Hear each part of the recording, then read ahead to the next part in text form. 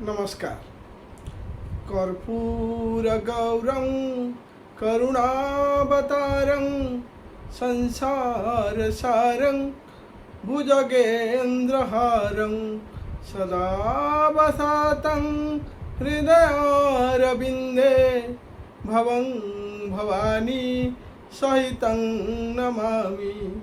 भवं भवानी सहितं नमामि। ओम नमः शिवाय। ओम नमः शिवाय। ओम नमः शिवाय। एबे श्रावण मास चली प्रभु महादेवंकर ये मास बोल बम शब्दरे सारा आकाश प्रकंपित होउछि, पवित्र होउछि। विश्व ब्रह्मांड सबुठी पूरा शिवमय हो उठी सारा पृथ्वी। वर्षार बिंदुरे शिव, दुर्बादलर सबुजतार शिव, समुद्रर घो घो गर्जन ही शिव एवं नदीर उजाणी ठाणी रे भी शिव, शिवमय हो उठी सारा पृथ्वी। आज यही पवित्र मासरे गोटे कथा प्रसंग रे आलोचना करिबा। विषयटी हैला एकाम्र पुराणर लिंगराज महाप्रभुंकर केमिति आविर्भाव होला से विषय आलोचना करिबा। एकाम्र पुराण रे यही एकाम्र नगरीर व्याख्या रही। एकाम्र नगरी कहले आमर भुवनेश्वर को बुझा जाए, मंदिर मालिनी सहर। एकाम्र क्षेत्र आपण माने शुणिथिबे, श्री क्षेत्र, अर्क क्षेत्र, शंख क्षेत्र सबगुड़िक श्री क्षेत्र। श्री क्षेत्र माने जगन्नाथ होउछंती प्रभु दारुब्रह्म विष्णुंकर से प्रतीक। विष्णुंकर धर्मपत्नी बा जगन्नाथंकर धर्मपत्नी श्री तांको नाम रे नामित ये श्री क्षेत्र। ठीक से भली अर्क क्षेत्र। अर्क क्षेत्र होउछि अर्क अर्थ सूर्य, तो सूर्यंकर क्षेत्र से सूर्य मंदिर अछि। ठीक से भलिया ये एकाम्र क्षेत्र। एकाम्र क्षेत्र माने सेठी ए क्षेत्र रे गोटे आंब गछर बड़ जंगल थिला। एक आम्र आउ गोटे एक आम्र गोटे आंब गछ मूल रे भगवान शिव एवं पार्वती जो लिंगराज मंदिर बर्तन अच्छी से शिव एवं पार्वती विहार करुला। से यार नाम है एकाम्र क्षेत्र। एकाम्र क्षेत्र को आमे आउ टिके विशेष भाव में जनाइपू हेले एकाम्र पुराण को जीवा। माँ पार्वती शिव को पाइबा पई एही एकाम्र वन रे घोर तपस्या कले एवं तांको तपस्या रे बाधा उत्पन्न करिबा पई, तांको तपस्या भांगिबा पई दुई जन राक्षस कृति एवं बास घोर अनिष्ट कले।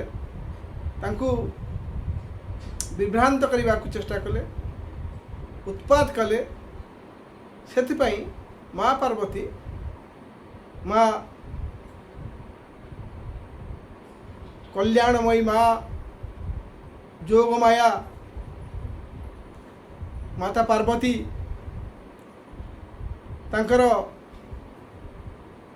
विशाल रूप को धारण कले, उग्र रूप धारण कले, शक्ति स्वरूपा रूप को धारण कले।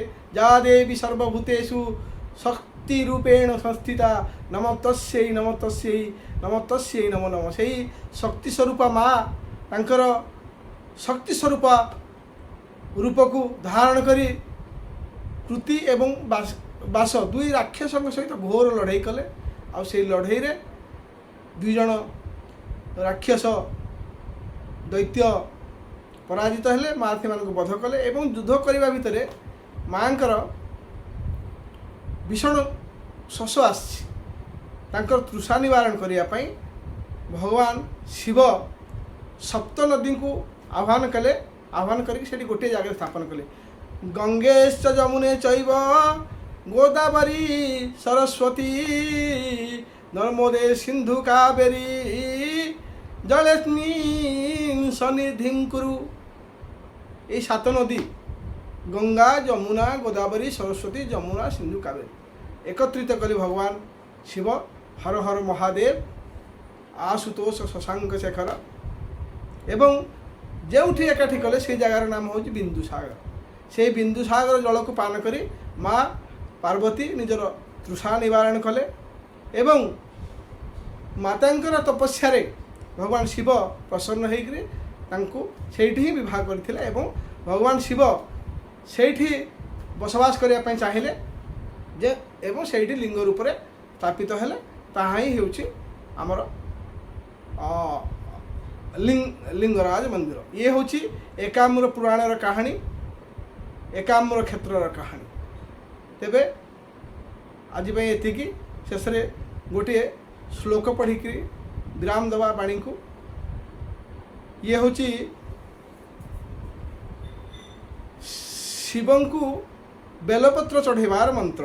ओम त्रिदलम त्रिगुणाकारं त्रिनेत्रं च त्रिआयुधं त्रिजन्म पाप संहारं एकबिल्वं शिवार्पणम्। ओम नमः शिवाय ओम नमः शिवाय ओम नमः शिवाय।